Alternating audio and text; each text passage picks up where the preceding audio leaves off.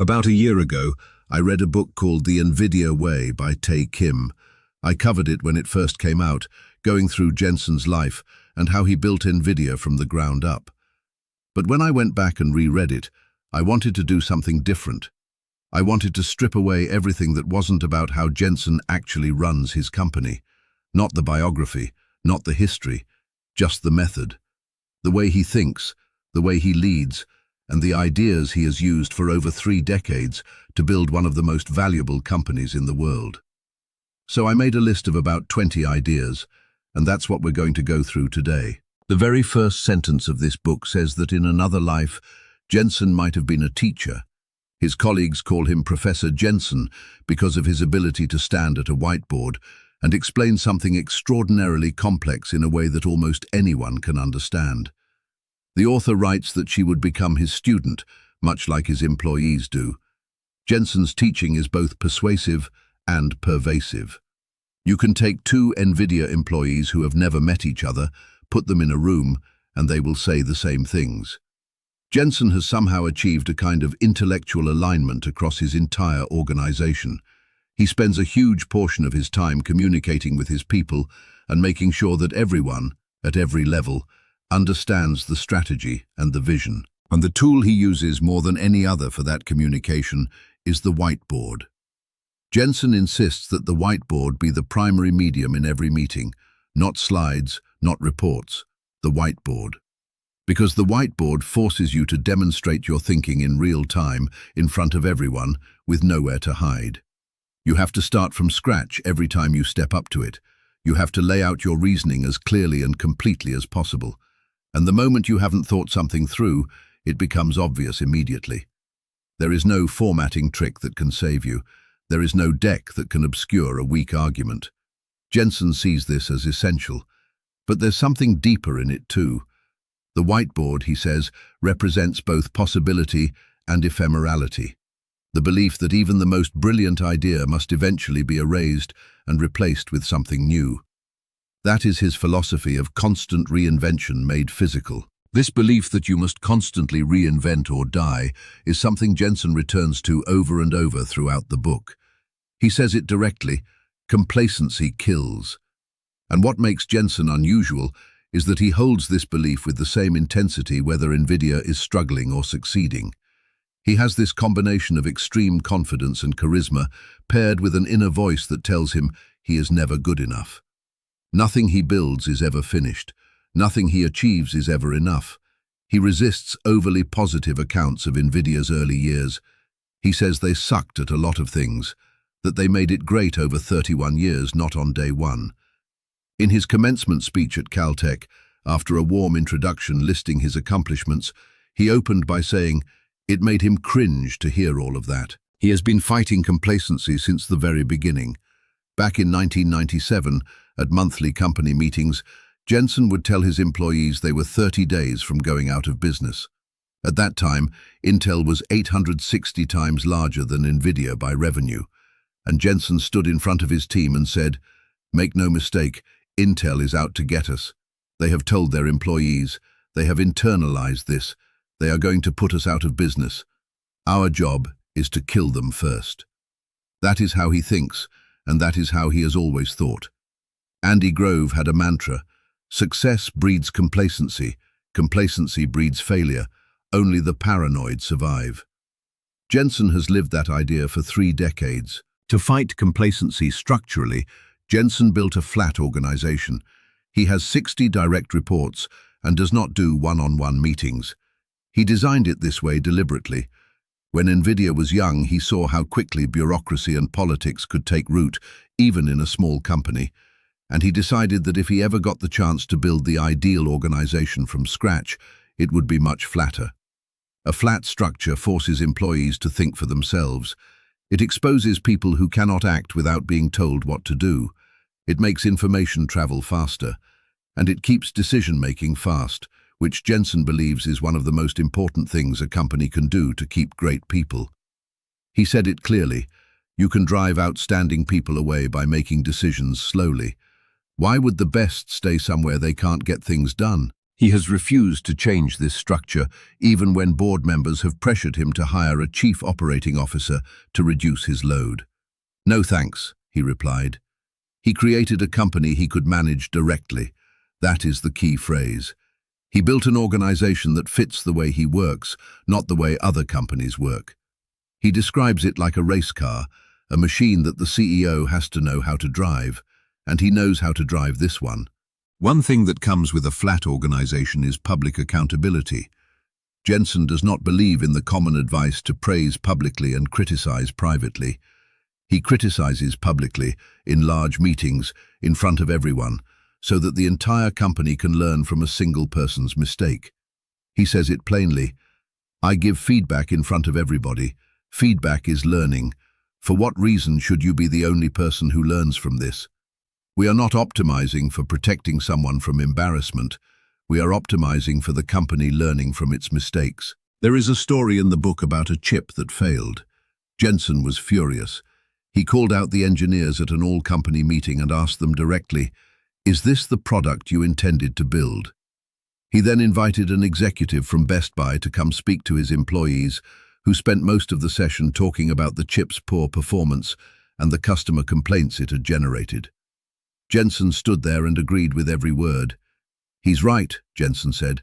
"This is crap." He felt it was ultimately his responsibility, but he made sure everyone felt the weight of that failure together. Johnny Ive told a story once about asking Steve Jobs if they could moderate their criticism a little, because the team was putting their heart and soul into the work. And Steve looked at him and said, "No, you're just vain. You just want people to like you. I thought you held the work as the most important thing, not how you are perceived." Johnny said he was furious, because he knew Steve was right. Jensen operates from exactly the same place, and he applies this same standard to himself. He calls it being tortured into greatness. He says openly that he would rather torture someone into greatness than give up on them.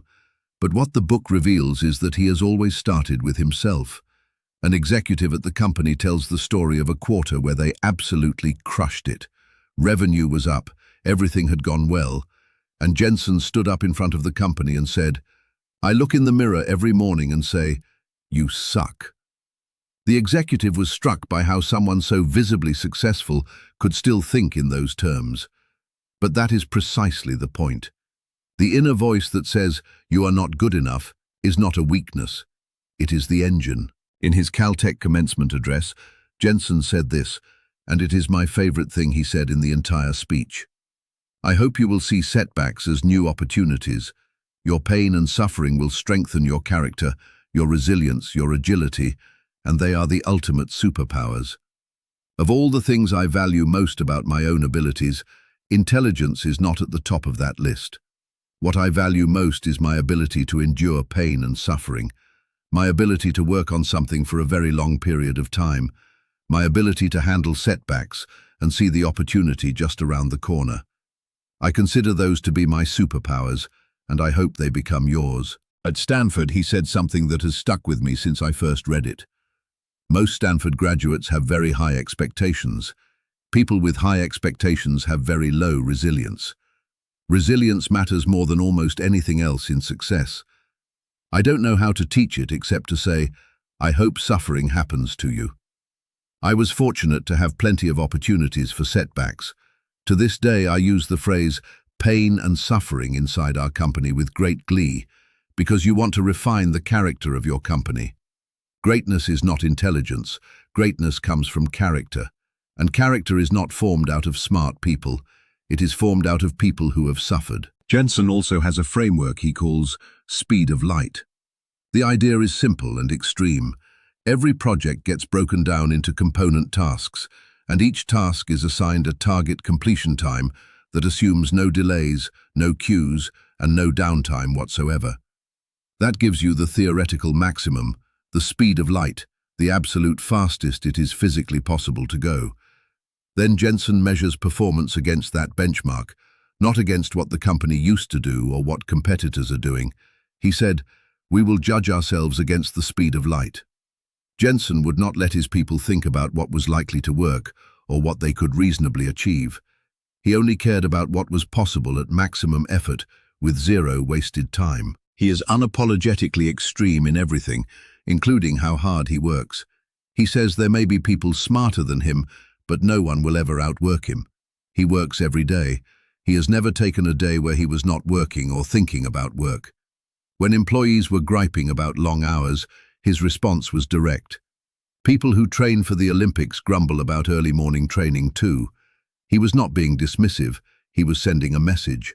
Long hours are a necessary prerequisite for excellence. He has not changed that view. He is also extreme about being number one. The first time Nvidia came in second place, he told someone, "Second place is the first loser." When he was trying to recruit the chief engineer from Silicon Graphics, he took him to lunch and told him directly, "You should come work with us, because ultimately I'm going to put SGI out of business." He is absolutely relentless. And he summarizes his philosophy in one line that I have not been able to stop thinking about.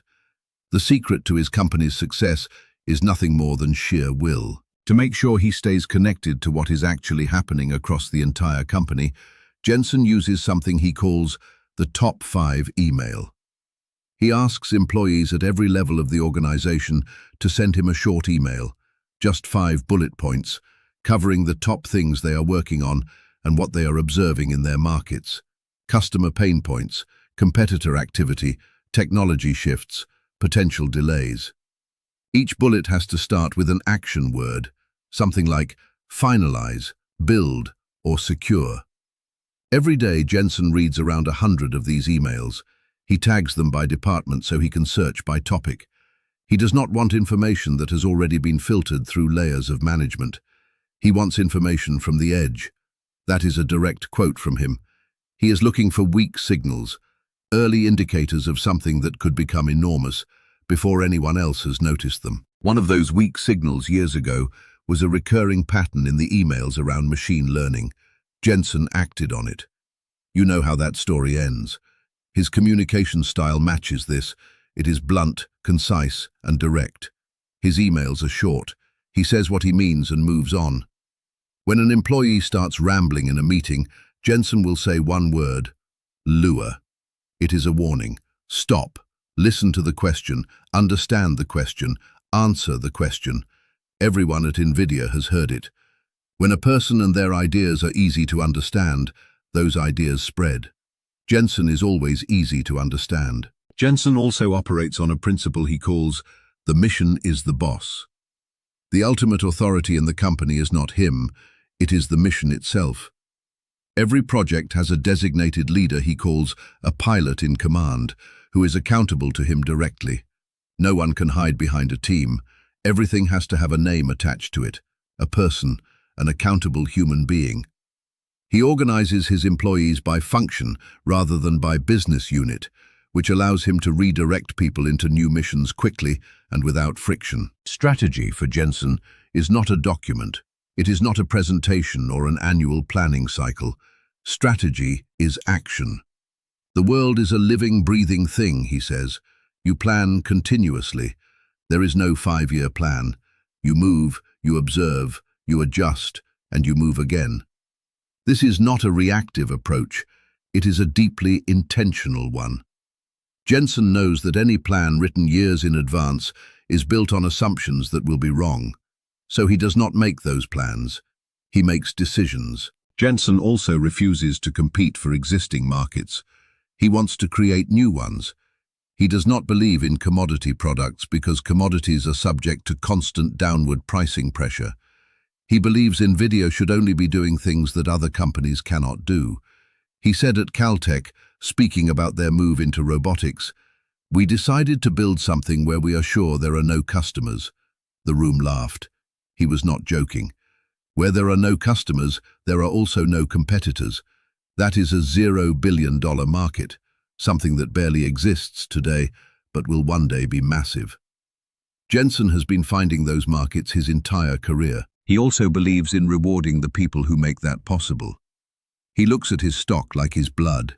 He reviews allocation reports personally. He can reach down into any level of the company at any moment and issue a special grant to someone doing extraordinary work without waiting for an annual review cycle. The subject line of the email they receive says, special grant in recognition of your extraordinary contributions. He does not delegate this. He stays involved because he understands that people who are doing great work need to feel appreciated in the moment, not 6 months later. When it comes to his own time, Jensen is ruthless about priorities. He has a clear list, and he works from the top of it first. He says, "Before I even get to work, my day is already a success. I have already completed my most important work. Everything after that is dedicated to helping others." He does not let himself be beholden to a schedule. He focuses on what matters most and ignores everything else. And when Jensen identifies a great opportunity, he does not hedge, he swarms it. The story of how Nvidia transformed itself into the defining company of the AI era is the story of a man who saw something no one else was taking seriously, invested in it relentlessly for 2 decades despite enormous internal resistance, and refused to stop when the financial crisis hit and his stock fell by more than 80%. It started in 2002. A research paper appeared showing that GPUs could be used to simulate the movement of clouds.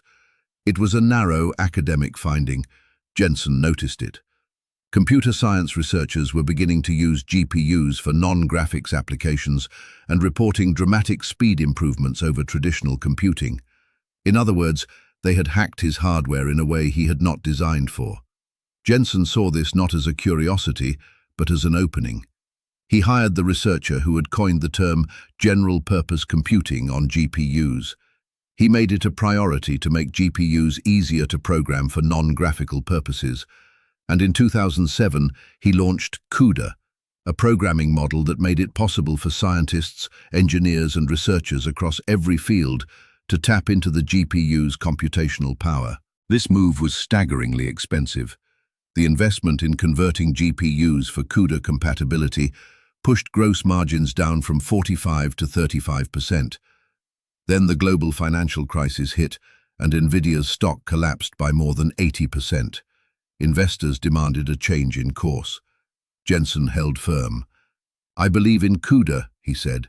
"We are convinced that accelerated computing will solve problems that normal computers cannot." We had to make that sacrifice. He also understood that the technology alone was not enough. If developers didn't know what to do with CUDA, Nvidia would teach them. His chief scientist gave more than 100 talks in a single year. He taught a class himself. There was no textbook, so he wrote one. It sold tens of thousands of copies, was translated into multiple languages, and was adopted by hundreds of universities. Jensen educated the market the way Intel had educated the market for the microprocessor decades earlier, by going out and doing the work of teaching, one person and one institution at a time. When deep learning began to emerge, Jensen pushed his company further in, again over the objections of senior executives who believed it was a passing trend. "Deep learning is going to be really big," he said. "We should go all in." He swarmed his greatest opportunity. Everything he had built, the flat organization, the culture of urgency, the obsession with speed, the insistence on staying in the details, the 30 years of pain and reinvention, all of it converged on this moment. He built a company in the image of his own mind, focused, far-ranging, relentless, and completely unwilling to accept that the best version of anything has already been built.